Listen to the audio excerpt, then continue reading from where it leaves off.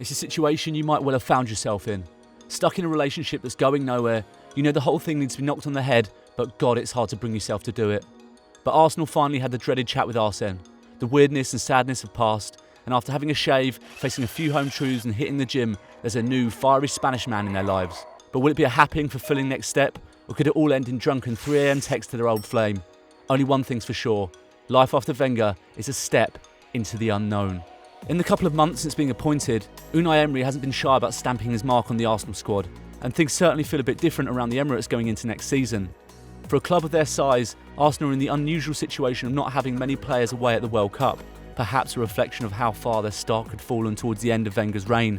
But could it be a blessing in disguise? The vast majority of their squad has been back in training for a while, doing double sessions, and transfer business has been done early. All new signings will get a proper pre-season, and there aren't expected to be too many comings or goings between now and the end of the window. While they've been doing a lot of their shopping at Borussia Dortmund, new head of recruitment Sven Mislintat's old club, they've moved to tackle a slight problem position in goal by bringing in Bernd Leno from Leverkusen.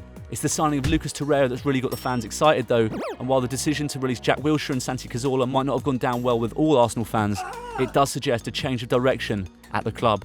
Under Wenger, players like Wilshere and Cazorla would have been given forever and a day to prove their fitness and ability, but Emery, without a long-term emotional connection to them, has cut them off. It's hard to tell whether this is necessarily a good thing or not, but it will create the feeling of a genuinely new chapter beginning at the club.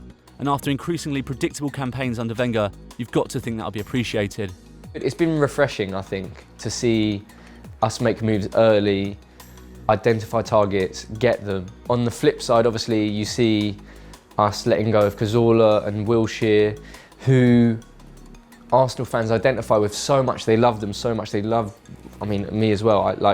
We love Cazorla loads. We love Wilshere because he's a proper Arsenal boy. But I think this signifies a change in our transfer policy and just the culture of the club as well. Not that it's a bad thing, but that it's possibly we're being slightly less sentimental than we were before. Arsene Wenger, everyone knows that Arsene Wenger looked after his players and believed in them so much to the point where even if they weren't good enough, we'd keep them on because there's a chance that they could make it. Whereas now it seems like we're being a bit more ruthless with the people we sign and the people we let go. Of course, in 2018, there's nothing more vogue than talking about clubs being in transition, TM. But in Arsenal's case, it will be legit.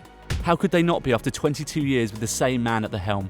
And with transition comes uncertainty. Nobody needs reminding about David Moyes' disastrous spell at Manchester United immediately after Sir Alex Ferguson left the club. A culture shift is inevitable. An identity forged over the course of 2 decades will change, and there will be some bumps in the road. They might even come right at the beginning of Emery's time in charge of the club. He starts off with games against Manchester City at home and Chelsea away, which could see him kick off with 0 points from 2 games. But there are definitely reasons to be positive if you're of an Arsenal persuasion. Emery has won a trophy at every club he's been at for the past 5 seasons. Granted, he was at PSG for 2 of those, but winning 3 Europa Leagues in a row with Sevilla shows his pedigree. It's not too much of a stretch to imagine the blend of youth and experience he's building working, and for the first time in a long time, it's not only the most blindly optimistic Arsenal fans who have a reason to believe. For us, I think in Arsenal fans' eyes, we can't really slip too much further down, so there's nothing to lose basically. So any fear that came from not having Arsene at the club has sort of been replaced by a kind of a hope that we can't get much worse, it's only up from here. Unai seems to really know what he's doing. It's a new start and I'm excited, yeah, for sure.